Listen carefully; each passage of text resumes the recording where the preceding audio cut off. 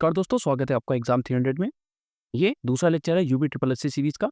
इसमें हम 55 क्वेश्चन देखते हैं 15 मिनट के अंदर। तो चलिए शुरू करते हैं। सबसे पहला प्रश्न है, अंग्रेजों से आज़ादी के लिए लड़ रहे भारतीयों द्वारा उठाई गई शपथ कि वे सिर्फ भारतीय निर्मित सामानों, विशेष रूप से कपड़ों का उपयोग करेंगे, को आंदोलन कहा जाता है। तो ये कौन सा आंदोलन था? ये स्वदेशी आंदोलन था।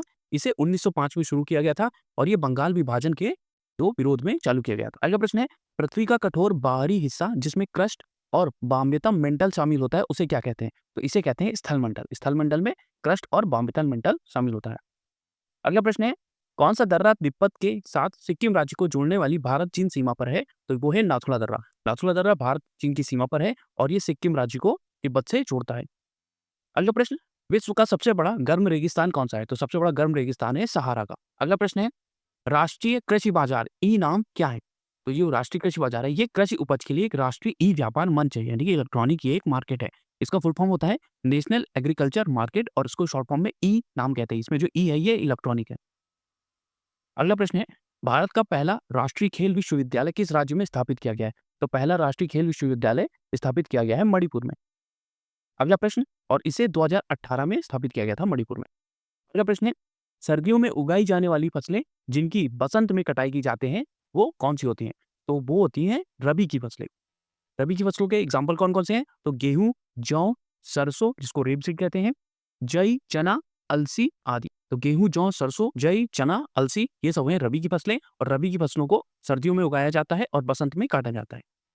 खरीफ की फसलें, खरीफ की फसलों में आती है चावल, मक्का, बाजरा, रागी जो आपकी दालें हो गई, सोयाबीन हो गई और मूंगफली हो गई।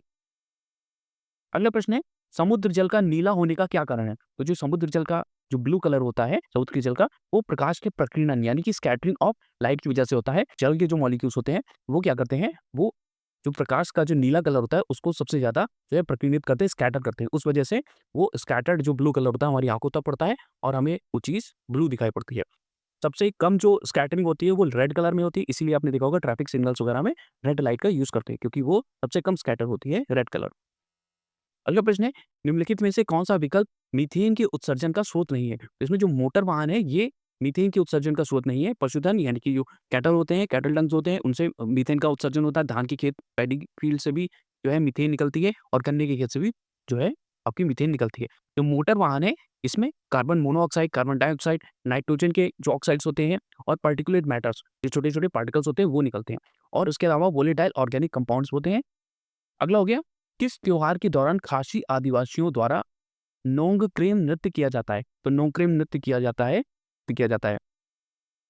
खासी आदिवासी। पर ये खासी जो है ये कहाँ पे होगी? तो ये आपको मेघालय में मिलेगी। खासी जनजाति, गारो खासी जनजातियां तीनों जो है ये आपको मेघालय में मिलेगी। अगला प्रश्न है, पन्ना राष्ट्रीय उद्यान निम्नलिखित में से किस राज्य में है? तो पन्ना जो है ये मध्य प्रदेश का राष्ट्रीय उद्यान है। मध्य प्रदेश में टोटल 11 नेशनल पार्क है या राष्ट्रीय उद्यान है। कौन कौन से हैं एक बार नाम देख लेते हैं। तो Kanha national park, Bandhavgarh national park, Pench national park, Satpura national park, Panna Van Vihar, Madhav national park, Sanjay Dubri national park, Kuno national park, फिर है कुगला फॉसिल नेशनल पार्क और लास्ट में 11वां है डाइनो एडवेंचर नेशनल पार्क। अगला है, पर्यावरण संरक्षण अधिनियम कब पारित किया गया था? तो पर्यावरण संरक्षण अधिनियम पारित किया था 1986 में। 1972 में ये वर्ल्ड जो आपका वाइल्ड लाइफ प्रोटेक्शन एक्ट जो है पारित किया गया था 1972 में और 1974 में जल संरक्षण नियम को पारित किया गया था। अगला प्रश्न है, कैक्टिको पगोडा कहाँ स्थित है? तो कैक्टिको पगोडा जो है वो म्यांमार में स्थित है और कुछ इस तरीके से वो दिखाता है। अगला प्रश्न, इनमें से किस राज्य में अशोक की जौगढ़ शिला राजाज्ञा से कहते हैं रॉक एडिक्ट स्थित है? तो ये उड़ीसा राज्य में स्थित है। अगला प्रश्न है, पहली बार राज्यसभा का गठन कब किया गया था? तो पहली बार राज्यसभा का गठन किया गया था 3 अप्रैल 1952 में। अगला प्रश्न है, ग्राम राज्य के माध्यम से राम राज्य ये कथन किसका है? तो ये कथन है महात्मा गांधी जी का, ग्राम राज्य के माध्यम से राम राज्य। अगला प्रश्न है, पंडित बिरजू महाराज किस शास्त्रीय नृत्य से संबंधित है? तो ये कथक से संबंधित है और कथक जो है ये राजकीय नृत्य है उत्तर प्रदेश का। अगला प्रश्न है, एलेल्ला कराडी किस भारतीय राज्य का आदिवासी नृत्य है? तो एलेल्ला कराडी जो है ये केरल का आदिवासी नृत्य है। अगला प्रश्न है, निम्नलिखित में से कौन भारत के सबसे लंबे समय तक रहने वाले प्रधानमंत्री थे? तो ये है जवाहरलाल नेहरू जी।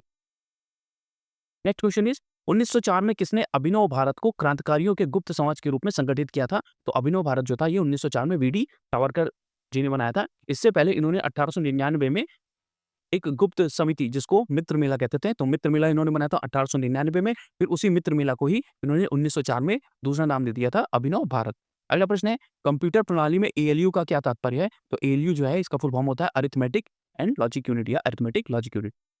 अगला प्रश्न, वह ऐसे कौन से डिवाइस हैं जिनके द्वारा हम अपनी डेटा या निर्देशों को कंप्यूटर में इनपुट करते हैं?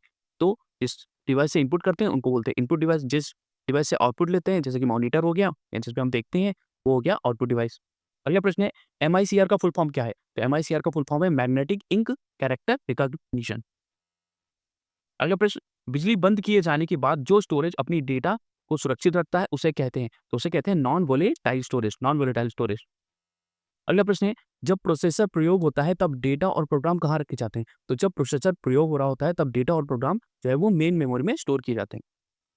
सेल एड्रेस कहाँ दिखाई देता है? तो जो सेल एड्रेस है वो नेम बॉक्स में दिखाई देता है। ये एमएक्स एक्सेल की बात हो रही है, तो ये जो है आपका जो C5 दिख रहा है ये है आपका नेम बॉक्स। इसमें में सेल एड्रेस दिखाई देता है। ये जो C5 है ये टोटल सेल एड्रेस है और ये बना कैसे है? तो जो C हो गया ये आपकी रो है और जो 5 है ये कॉलम है आपका। तो C रो और 5 कॉलम है। तो जो सेल एड्रेस है या सेल नेम बॉक्स है, सेल एड्रेस बना होता है आपके रो और कॉलम से। अगला प्रश्न है, एमएस एक्सेल डॉक्यूमेंट में प्रत्येक सेल अपने सेल एड्रेस को रिफर किया जाता है, तो कैसे रिफर करते हैं? सेल का रो और सेल के कॉलम से। तो सेल का रो ये हो गया आपका C और कॉलम हो गया आपका 5। तो इसका जो एड्रेस हो जाएगा इस सेल का, पर्टिकुलर सेल का, इसका एड्रेस होगा C5 और जिस सेल पर हम काम कर रहे होते हैं उसको करंट सेल कहते हैं या एक्टिव सेल कहते हैं। तो इसमें जैसे इसमें जो C5 ये जो सेल है इसको कहेंगे एक्टिव सेल। अगला प्रश्न, एक फाइल जिसमें पूर्व निर्धारित सेटिंग्स का उपयोग जनरल डॉक्यूमेंट को बनाने के लिए किया जाता है तो उसे क्या कहते हैं? तो उसे कहते हैं टेम्पलेट। अगला प्रश्न है, फॉन्ट डायलॉग बॉक्स प्रदर्शित करने के लिए किस कुंजी का प्रयोग किया जाता है? तो फॉन्ट डायलॉग बॉक्स प्रदर्शित करने के लिए हम यूज करते हैं कंट्रोल डी। इससे डायलॉग बॉक्स खुलता है। तो कंट्रोल प्लस डी यूज करते हैं डायलॉग बॉक्स को ओपन करने के लिए। कंट्रोल प्लस वी पेस्ट करने के लिए, कंट्रोल प्लस सी कॉपी करने के लिए, कंट्रोल प्लस एक्स आपका है कट करने के लिए, कंट्रोल प्लस शिफ्ट प्लस ई इसका उपयोग करते हैं हम इनेबल या डिसेबल करने के लिए रिवीजन ट्रैकिंग को। और जो लास्ट ऑप्शन है कंट्रोल प्लस एच इसका यूज करते हैं फाइंड एंड रिप्लेस। तो कोई भी चीज हमें अपने डॉक्यूमेंट में उसको फाइंड करना है और उसको किसी और नाम से रिप्लेस करना है तो उसके लिए हम करेंगे कंट्रोल प्लस एच। अगला प्रश्न है, पावर पॉइंट में सभी टेक्स्ट को एक साथ सेलेक्ट करने के लिए किस शॉर्टकट की का उपयोग करते हैं? तो सब कुछ एक साथ करने के लिए करते हैं control A, control plus A. अगला प्रश्न, 1 terabyte per second equals to bytes per second. तो ये होता है 2 की power 40। 1 terabytes equal to 2 to the power 40 bytes per second. अगला प्रश्न है, एमएस वर्ड में अंडू ऑप्शन करने के लिए निम्न में से किस शॉर्टकट का उपयोग किया जाता है? मतलब हमने कोई एक्शन लिया, मान लीजिए हमने कोई चीज डिलीट करी तो हमको उसको वापस लाना है तो अंडू इसको प्रोसेस को कहते हैं। तो उसके लिए हम यूज करेंगे control plus Z, control plus Z. और हमने कुछ डिलीट किया है फिर से हमने उसको रिकवर कर लिया फिर मगर फिर से उसको डिलीट करना है तो उसको कहते हैं रीडू। तो रीडू करने के लिए हमको क्या करना है? Control plus Y. तो पिछला एक्शन दोहराने के लिए रीडू करने के लिए हम करते हैं कंट्रोल प्लस वाई और पिछला एक्शन जो हमने लिया है उसको नलीफाई करने के लिए, उसको हटाने के लिए हम यूज करते हैं कंट्रोल प्लस जेड। तो अंडू के लिए कंट्रोल प्लस जेड हो गया और रीडू के लिए कंट्रोल प्लस वाई। अगला प्रश्न है, किस टेबल में एक ऑपरेटिंग सिस्टम फाइल की जानकारी रखता है? तो ये होती है file allocation table. File allocation table में जो है वो ऑपरेटिंग सिस्टम जो है वो फाइल्स की जानकारी रखता है। इसको शॉर्ट फॉर्म में एफएटी भी कहते हैं, फैट भी कहते हैं, फाइल एलोकेशन टेबल। अगला प्रश्न, टास्क बार सामान्य रूप से डेस्कटॉप के कौन से हिस्से में होता है? तो जो टास्क बार है ये सबसे बॉटम में होता है। आपके विंडोज में सबसे बॉटम में दिखाई देगा। तो ये जो आपको दिख रहा है ये जो है ये टास्क बार है। इसमें ये देखिए विंडोज का ऑप्शन है, सर्च का ऑप्शन है, फाइल्स का ऑप्शन है, आपका जो एज ब्राउजर है उसका ऑप्शन है, ठीक है, उसका आइकन दिख रहा है आपको। तो ये जो आपको जिसमें आइकन दिख रहे हैं इस पूरी पट्टी को कहते हैं टास्क बार और ये कहाँ होता है? ये बॉटम पे होता है, विंडोज के बॉटम पे। अगला प्रश्न, निम्न में से एक कंप्यूटर लैंग्वेज है तो इसमें पाइथन जो है ये कंप्यूटर लैंग्वेज है। और कौन-कौन सी लैंग्वेज होती है कंप्यूटर की? तो इसमें हो गई सी हो गई, सी प्लस प्लस हो गई, पाइथन हो गई, आपकी ये हो गई आपकी जो कंप्यूटर लैंग्वेजेस। अगला प्रश्न है, वर्तमान उत्तर प्रदेश में भारत के प्राचीनतम 16 महाजनपद में से कुल कितने महाजनपद स्थित थे? तो पूछ रहा है कि जो प्राचीन समय पे 16 महाजनपद थे उनमें से कितने जो हैं वो इस समय के उत्तर प्रदेश में हैं। तो इस टाइम टोटल 16 महाजनपदों में से टोटल 8 जो महाजनपद हैं, जो एरिया है वो इस समय उत्तर प्रदेश में है। वो कौन-कौन से हैं? तो इसका आंसर तो 8 हो जाएगा। और कौन-कौन से हैं नाम देख लेते हैं। तो कुरु, पांचाल, शूरसेन इसकी राजधानी मथुरा थी, वत्स, कौशल, मल्ल, काशी और चेदी। एक बार फिर से देखते हैं कुरु, पांचाल, शूरसेन, वत्स, कौशल, मल्ल, काशी और चेदी। ये सभी जो 8 जो महाजनपद हैं ये उत्तर प्रदेश में स्थित हैं। अगला प्रश्न है, मौर्य काल में एग्रोनोमोई अधिकारी निम्नलिखित में से किस क्षेत्र से संबंधित थे? तो जो एग्रोनोमोई जो अधिकारी का नाम था मौर्य काल में, वो क्या करता था, वो मार्ग का निर्माण करता, यानी कि सड़क निर्माण से रिलेटेड था। सड़क निर्माण, उसका प्रबंधन वगैरह दिखता था, एग्रोनोमी। और कुछ देख लेते हैं, तो जो पौतवा अध्यक्ष था, उसका काम क्या था, माप-तौल का प्रभारी। तो पौतवा अध्यक्ष था, माप-तौल का प्रभारी, ये मौर्य काल में ही। और सीता अध्यक्ष जो था, वो भूमि से संबंधित था। तो भूमि से संबंधित जो अधिकारी था, वो सीता अध्यक्ष था। माप-तौल का प्रभारी कौन था, पौतवा अध्यक्ष। एग्रोनोमी किस चीज़ का अधिकारी था, तो मार्ग निर्माण या सड़क निर्माण का कार्य दिखता था। राजस्व विभाग के प्रमुख को क्या कहते थे, ये कई बार पूछा गया है। तो जो राजस्व विभाग था, उसका प्रमुख को कहते थे, जो टैक्स कलेक्ट करता था, तो उसका जो सर्वोच्च अधिकारी होता था, उसको कहते थे समाहर्ता। अगला प्रश्न है, अकबर द्वारा अपनाई गई सुलह कुल की अवधारणा निम्नलिखित में से किस पर आधारित थी? राजनीतिक उदारता, धार्मिक सहनशीलता, उदारवादी सांस्कृतिक दृष्टिकोण। तो ये तीनों ही इसमें समाहित थी। आंसर हो जाएगा उपरोक्त सभी। अगला प्रश्न है, निम्नलिखित में से कौन हड़प्पा संस्कृति की उत्तरी सीमा का निर्धारण करता था? तो हड़प्पा संस्कृति, उसका जो उत्तरी सीमा थी, वो थी आपके मांडा तक, जो कि अभी जम्मू कश्मीर में पड़ता है। मैप में देख लेते हैं, तो मांडा ये जम्मू कश्मीर में पड़ता है, इसे इसकी उत्तरी सीमा थी। अगर हम पश्चिम में जाते हैं, तो सुतकांगे डोर पाकिस्तान में जो है इस समय, वो उसकी पश्चिमी सीमा थी। पूर्व में जाते हैं तो आलमगीरपुर, जो कि उत्तर प्रदेश में पड़ता है, ये आपके मेरठ, वर्तमान में मेरठ जिले में हिंडन नदी के किनारे जो है ये आलमगीरपुर है, ये इसकी पूर्वी सीमा थी। और दक्षिण में जाते हैं तो दाइमाबाद, जो कि महाराष्ट्र में आता है, ये इसकी दक्षिणतम सीमा थी। तो दक्षिण में दाइमाबाद था सीमा इसकी, सुतकांगेर और पश्चिम में, पूर्व में आलमगीरपुर और उत्तर में मांडा। तो आंसर हो जाएगा इसका मांडा। अगला प्रश्न है, उत्तर प्रदेश में आयोजित कंपिल मेला किस समुदाय से जुड़ा है? तो पहले देखते हैं कंपिल मेला होता कहाँ है। कंपिल मेला होता है फर्रुखाबाद में। फर्रुखाबाद में प्रत्येक वर्ष में आयोजित किया जाता है कंपिल मेला, और ये रिलेटेड है जैन धर्म से। ये किससे रिलेटेड है? जैन धर्म से। तो कंपिल मेला रिलेटेड है जैन धर्म से। कहाँ ऑर्गेनाइज किया जाता है? फर्रुखाबाद में हर साल। इसके अलावा नौचंदी मेला भी पूछा जाता है कई बार। तो नौचंदी मेला कहाँ होता है? मेरठ में होता है। और एक और पूछा जाता है कि राम बारात। तो राम बारात जो है ये फेमस है आगरा की। तो आगरा में राम बारात, नौचंदी मेला मेरठ में, और कंपिल मेला फर्रुखाबाद में। कंपिल मेला किससे रिलेटेड है? जैन धर्म से। अगला प्रश्न है, उत्तर प्रदेश के निम्नलिखित जिलों में कौन-सा नेपाल के साथ सीमा साझा नहीं करता है? तो इसमें जो है कुशीनगर जो है वो सीमा साझा नहीं करता है। टोटल उत्तर प्रदेश के 7 जिले जो हैं वो नेपाल के साथ सीमा साझा करते हैं, बाउंड्री शेयर करते हैं। कौन-कौन से हैं? तो महाराजगंज, सिद्धार्थनगर, बलरामपुर, श्रावस्ती, बहराइच, लखीमपुर खीरी और आपका हो गया पीलीभीत। इसको याद करने की ट्रिक क्या है? तो महाराज सिद्धार्थ ने बलराम को सस्ती इलायची वाली खीर पिलाई। महाराज सिद्धार्थ ने बलराम को सस्ती इलायची वाली खीर पिलाई। ये ट्रिक है इन सभी जो है जिलों के नाम को याद करने का। अगला प्रश्न है, हरिदास जयंती प्रतिवर्ष मनाई जाती है। तो हरिदास जयंती जो मनाई जाती है वो वाराणसी में मनाई जाती है। ये कई बार प्रश्न पूछा गया है, हरिदास जयंती कहाँ मनाई जाती है? वाराणसी में। नेक्स्ट क्वेश्चन है, उत्तर प्रदेश का गुरु पूर्णिमा पर्व समर्पित है किस ऋषि को? इसमें ऋषि पूछा जाता है। तो ये जो व्यास ऋषि थे, जो वेद व्यास जी थे, उनको समर्पित है गुरु पूर्णिमा जो है पर्व।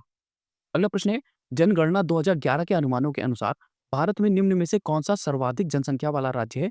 तो इसी ऑप्शन है, कौन सा है? हमारा उत्तर प्रदेश। इसमें सबसे ज्यादा पॉपुलेशन है। अगला प्रश्न, निम्नलिखित जनजातियों में से किसकी संख्या उत्तर प्रदेश में सर्वाधिक है? तो उत्तर प्रदेश की सबसे बड़ी जनसंख्या वाली जनजाति कौन सी है? वो है थारू जनजाति। अगला प्रश्न है, काकोरी षड्यंत्र केस में पंडित राम प्रसाद बिस्मिल को उत्तर प्रदेश के किस शहर में फांसी दी गई थी? तो काकोरी जो षड्यंत्र हुआ था 8 अगस्त 1925 को, उसमें अब इसका नाम बदल कर दिया गया है काकोरी ट्रेन एक्शन डे। तो उसमें 3 लोगों को फांसी दी गई थी, 4 लोगों को फांसी दी गई थी। राजेंद्र लाहिड़ी जी को, राम प्रसाद बिस्मिल जी को, रोशन सिंह को और अशफाक उल्लाह खां जी को। तो इनको जो है इसमें पूछा गया बिस्मिल जी को, तो राम प्रसाद बिस्मिल जी को गोरखपुर में फांसी दी गई। तो राजेंद्र लाहिड़ी जी को सबसे पहले 17 दिसंबर 1927 को गोंडा में फांसी दी गई थी। आपसे जो है वो जगह ज़रूर पूछता है। तो राजेंद्र लाहिड़ी को सबसे पहले फांसी दी गई थी काकोरी ट्रेन केस में, इन्हें गोंडा में दी गई थी। तो राजेंद्र लाहिड़ी को गोंडा में दी गई थी। फिर 19 दिसंबर 1927 को 17 को राजेंद्र लाहिड़ी जी को, 19 दिसंबर को 3 लोगों को फांसी दी गई थी। रामप्रसाद बिस्मिल जी को गोरखपुर जेल में, रोशन सिंह को नैनी इलाहाबाद जेल में, और अशफाक उल्लाह खां जी को फैजाबाद में। अगला प्रश्न है, उत्तर प्रदेश के निम्नलिखित में से किस जिले में नैमिषारण्य तीर्थ स्थान स्थित है? तो जो नैमिषारण्य तीर्थ स्थान है, इसे 88,000 ऋषियों की भूमि भी कहा जाता है। तो ये स्थित है सीतापुर में। और ये सीतापुर कहाँ पड़ता है? तो प्रदेश की राजधानी लखनऊ के पास पड़ता है सीतापुर। अगला प्रश्न, इस वर्ष में राजस्व मंडल उत्तर प्रदेश की स्थापना इलाहाबाद में की गई थी। तो उत्तर प्रदेश में राजस्व मंडल की स्थापना की गई थी 1831 में। और ये है कहाँ पे? तो ये स्थापित किया गया था इलाहाबाद में। अगला प्रश्न, उत्तर प्रदेश के प्रथम राज्यपाल थे। उत्तर प्रदेश के प्रथम राज्यपाल कौन थे? तो वो थी सरोजनी नायडू जी। और ये इंडिया की भी पहली फीमेल जो है वो गवर्नर थी। उत्तर प्रदेश के प्रथम मुख्यमंत्री कौन थे? तो गोविंद पल्लभ पल्लभ पंत जी जो थे वो उत्तर प्रदेश के पहले मुख्यमंत्री थे। अगला प्रश्न, चंद्रप्रभा वन्यजीव अभ्यारण्य उत्तर प्रदेश के किस जनपद में स्थित है? तो चंद्रप्रभा वन्यजीव अभ्यारण्य जो है वो चंदौली में है। जहाँ से चंद्रप्रभा, जहाँ से चंदौली, ये हो गया चंदौली है। सोनभद्र में क्या है? तो सोनभद्र में कैमूर वन्यजीव अभ्यारण्य है, कैमूर वाइल्ड लाइफ सेंचुरी है सोनभद्र में। बहराइच में क्या है? तो बहराइच में कतरनिया घाट वाइल्ड लाइफ सेंचुरी है। तो कतरनिया घाट वाइल्ड लाइफ सेंचुरी है बहराइच में। कई बार पूछी कतरनिया घाट कहाँ पे है? तो वो है बहराइच में। लखीमपुर खीरी में क्या है? तो लखीमपुर खीरी में है दुधवा नेशनल पार्क। अगला प्रश्न, निम्नलिखित में से कौन सा एक बांध उत्तर प्रदेश में नहीं है? तो इसमें जो बदुआ जो बांध है ये उत्तर प्रदेश का नहीं है, ये बिहार में है, बिहार के बांका जिले में है। बाकी जो अहरोरा है ये बांध मिर्जापुर स्थित जिले में है। तो अहरोरा बांध कहाँ है? यूपी में, मिर्जापुर में। और जो अधवा बांध है ये है उत्तर प्रदेश के मिर्जापुर जिले में, या अधवा नदी पर बनाया गया है। तो अधवा बांध अधवा नदी पर मिर्जापुर में बनाया गया है और टहरौरा बांध भी मिर्जापुर में ही बनाया गया है। आगे अगला प्रश्न है, बायोटेक्नोलॉजी पार्क स्थित है? तो बायोटेक्नोलॉजी पार्क है लखनऊ में। अगला प्रश्न, उत्तर प्रदेश में इंदिरा गांधी नक्षत्रशाला कहाँ पे है? तो प्लानिटेरियम जो है आपका इंदिरा गांधी प्लानिटेरियम वो है लखनऊ में। और इसकी जो बिल्डिंग की डिजाइन है वो शनि जो आपका ग्रह है उसके तर्ज पर बनाई गई है। नेक्स्ट क्वेश्चन इज, केंद्रीय औषधि अनुसंधान संस्थान जिसको CDRI बोलते हैं, सेंट्रल ड्रग रिसर्च इंस्टीट्यूट, ये कहाँ पे? तो ये है लखनऊ में। तो CDRI भी लखनऊ में है, आपका इंदिरा गांधी नक्षत्रशाला भी लखनऊ में है। तो ये 55 क्वेश्चन थे कंप्यूटर के, यूपी जीके के और जीएस के। वीडियो अच्छा लगा हो तो लाइक करें, शेयर करें और सब्सक्राइब करें। Thank you.